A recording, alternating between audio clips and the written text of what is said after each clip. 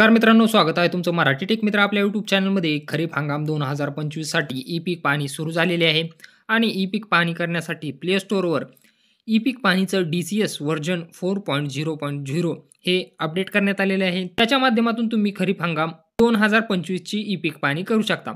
ई-पीक पाहणी कशी करायची याचा व्हिडिओ आपल्या चॅनलवर टाकण्यात आलेला आहे. त्याची लिंक तुम्हाला डिस्क्रिप्शन बॉक्समध्ये मिळून जाईल. तो व्हिडिओ पाहून तुम्ही ई-पीक पाहणी करू शकता. आता ई-पीक पाहणी करत असताना काही काळजी घ्यायची आहे. त्याबद्दलचीच माहिती आज आपण या व्हिडिओमध्ये जाणून घेणार आहोत. ई-पीक पाहणी करण्यासाठी तुम्हाला तुमच्या सर्व्हे नंबरमध्ये जायचं आहे आणि तेथूनच फोटो काढायचे आहेत. तुम्ही पाहू शकता पीक नोंदणी कशी करावी. खरीप हंगाम 2025 साठी ई-पीक पाहणी प्रक्रिया. प्ले स्टोअरवर जा.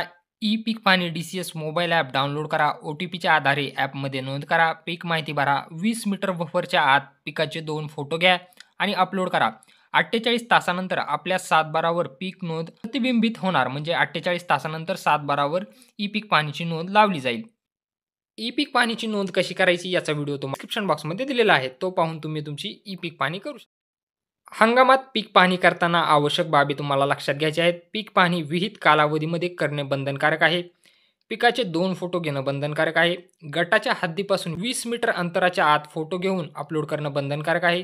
पीक पाहणी अपलोड केल्यानंतर हंगाम सुरू असतानाच 7/12 वर प्रतिबिंबित झालेली पीक माहिती योग्य असल्याची खात्री करणं तुम्हाला आवश्यक आहे. जर यामध्ये तुम्हाला दुरुस्ती करायची असेल तर पीक दुरुस्तीची काय प्रक्रिया आहे पहा. शेतकऱ्यांनी पीक पाहणी अपलोड केल्यापासून 48 तासामध्ये जर शेतकऱ्यांना काही दुरुस्ती किंवा नोंदवलेली पिके पाहणी रद्द करायची असेल तर मोबाईल ॲपमधून 48 तासाच्या आत दुरुस्ती किंवा नष्ट करण्याची सुविधा उपलब्ध करून दिलेली आहे. तुम्हाला लॉग इन करून पीक माहिती पहा यामध्ये क्लिक करून तुम्ही 48 तासाच्या आतमध्ये त्यामध्ये एडिट करू शकता किंवा डिलीट हे करू शकता.